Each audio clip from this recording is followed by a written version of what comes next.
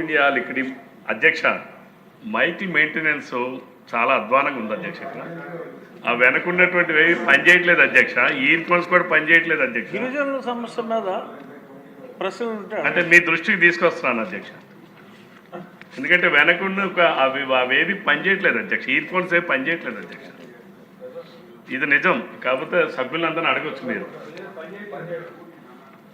ఇది వాస్తవం అధ్యక్ష. ఆయన ఎవరు ఉన్నారో మరి ఆ మెయింటెనెన్స్ అయితే బాగాలేదు అధ్యక్ష. అయితే అధ్యక్ష బటన్ ఇప్పుడు మనం నొక్కితే రాదు, వాళ్ళే ఇవ్వాలి అధ్యక్ష.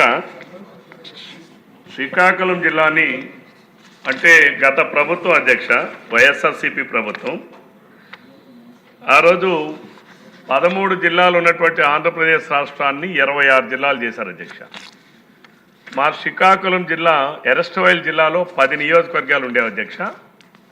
10 నియోజకవర్గాల్లో 3 జిల్లాలు అయ్యాయి అధ్యక్ష. ఇప్పుడు అందులో పాలకొండ నియోజకవర్గం, మంజం పార్వతీపురం, రాజాం నియోజకవర్గం విజయనగరం, ద రెస్ట్ ఆఫ్ మిగిలినటువంటి 8 నియోజకవర్గాలను కలిపి శ్రీకాకుళం జిల్లా చేశారు అధ్యక్ష. ఆనాడు అన్న ఎన్టీ రామారావు గారు 1983లో గిరిజనుల అభివృద్ధికి ప్రత్యేకమైనటువంటి వ్యవస్థలు ఉండాలని ఏర్పాటు చేసినటువంటి ఐటీడీఏల వ్యవస్థ అధ్యక్ష.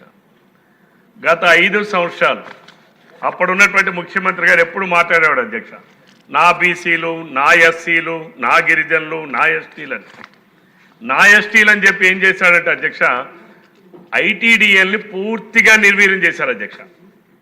గడచిన 5 సంవత్సరాల్లో ట్రైకార్ నుంచి ఎవరైతే గిరిజనులు ఉంటారో వాళ్ళకి ఎవరికి ఒక లోన్ కూడా ఇచ్చే పరిస్థితి లేదు అధ్యక్ష. అలానే ఇతర కార్యక్రమాలు కూడా ఏమీ లేవు అధ్యక్ష. సప్లాన్ నిధులను కూడా డైవర్ట్ చేశారు అధ్యక్ష. ఈ సభలో ఉన్నటువంటి అందరికీ తెలుసు, ఈ రాష్ట్ర ప్రధానికానికి కూడా ప్రధానంగా గిరిజనులకు అందరికీ తెలుసు అధ్యక్ష. ఐటీడీఎస్ తాలూకా ప్రాముఖ్యత ఏంటంటే అధ్యక్ష, సమీకృతంగా అంటే వాళ్ళు గిరిజన ప్రాంతాలు ఇక్కడ 2 రకాల అధ్యక్ష. నోటిఫైడ్ ప్రాంతాలు ఉంటాయి అధ్యక్ష, మిగిలినవి నాన్ నోటిఫైడ్ ప్రాంతాలు కూడా ఉన్నాయి. అదే అంటే గౌరవ మంత్రి గారికి అది అర్థం కావాలి కదా అధ్యక్ష. ఇక్కడ ఏంటంటే అంటే మంత్రులందరూ అధికారులు ఇచ్చిన నోట్స్ ఇక్కడ ప్రజెంట్ చేస్తారు అధ్యక్ష. కానీ ప్రజల తాలూకా గుండె చప్పుళ్ళు ఏంటో వినిపించాల్సినటువంటి అవసరం ఉంది అధ్యక్ష. ఇక్కడ మనం 16 పంచాయతీలు మాత్రమే సీతంపేటలో ఉన్న మండలంలో నోటిఫైడ్ గ్రామ పంచాయతీలు అధ్యక్ష. మిగిలినవన్నీ కూడా మాకు మళ్ళీ అక్కడ నుంచి ఇచ్చాపురం ఎండింగ్ వరకు కూడా గిరిజన ప్రాంతాలు చాలా ఉన్నాయి అధ్యక్ష. పాతపట్నం నియోజకవర్గం, నా నియోజకవర్గం, నరసనపేట, టెక్కలి, పలాస, ఈ నియోజకవర్గాలు అన్నింటిలో కూడా ఉన్నాయి అధ్యక్ష. ఇక్కడ మా ప్రాంతం ఈ జిల్లాలో 70,000 మంది ఓటర్స్, గిరిజన ఓటర్స్ ఉన్నారు అధ్యక్ష. కానీ ఐటీడీఏ లేదు అధ్యక్ష. ఇప్పుడు వాళ్ళు రెంట్కి చెడ్డన్నటువంటి రెండింటికి చెడిపోయారు అధ్యక్ష. ఇప్పుడు వాళ్ళు ఎక్కడికి పోవాలి? వాళ్ళేమో మాది మన్యం జిల్లా, it is limited to the Manyam. అలాగని అక్కడేం చేయట్లేదు అధ్యక్ష. బట్ ఇప్పుడు ఉన్నటువంటి రెస్ట్ ఆఫ్ 8 నియోజకవర్గాలు ఉన్నటువంటి గిరిజనులు ఎక్కడికి పోవాలి? జిల్లాలను విభజన చేసిన తర్వాత ఇక్కడ మేము కోరుకుంటున్నది, మన్యం జిల్లాలో ఐటీడీఏ, పార్వతీపురంలో ఒకటి ఐటీడీఏ ఉంది అధ్యక్ష. అలానే పాడేరులో ఒకటి ఉంది అధ్యక్ష.